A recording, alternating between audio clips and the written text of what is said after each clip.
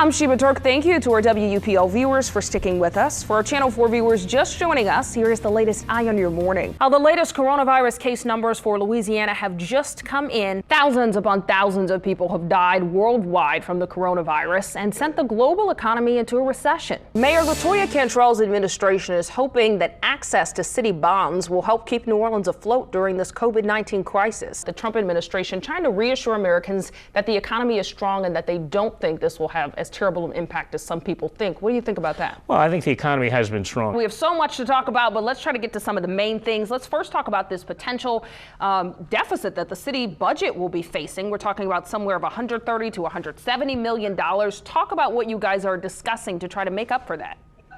Well, look, there's almost no doubt that there's going to be a shortfall in the budget. And so the questions that we're asking is, what can we do to make that right? Yesterday, we saw that President Trump held a press conference talking about medications for the coronavirus. Then we saw doctors and medical experts come out later in the day saying there is no magical fix or pill for coronavirus. Can you clarify what those treatments were that he was talking about? Sure. So he described one medication, chloroquine, which is used in the context of treating malaria as well as certain types of arthritis.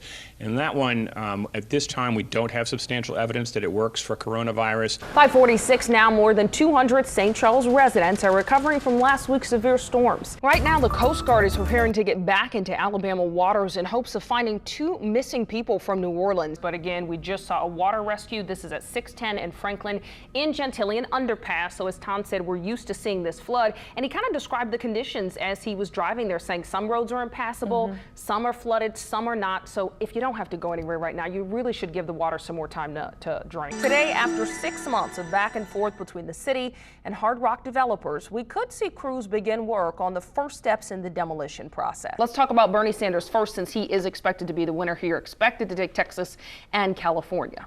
Yes, he's doing very well in California. Do you think you will see anybody else drop out of the race after today's big contest? Probably. One of the person who's probably on the bubble is Elizabeth Warren. And more than a week after his death, some of George Floyd's loved ones are beginning to publicly speak about his death. Here in New Orleans, just like all across the country this weekend, there were protests, but also prayers for unity. You keep talking about the fix, the solution. I know a lot of people are focused on that. What does that look like for you? I know you contributed to an op-ed that was in USA Today, and part of that solution you feel like is more accountability on the side of police.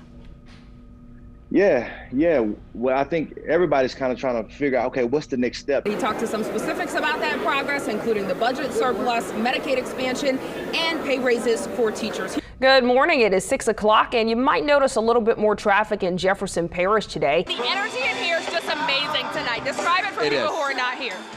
Well, it's just one big sea of humanity from our vantage point. Let's talk about this. Is this your first Mardi Gras? It's my first Mardi Gras. Okay, that's insane. So now your perspective is as the king. I don't know how you come down from that. I don't know. Mac and cheese is wonderful. Stop it. We're talking about mac and cheese, gang. Because I actually cooked some yesterday. Listen.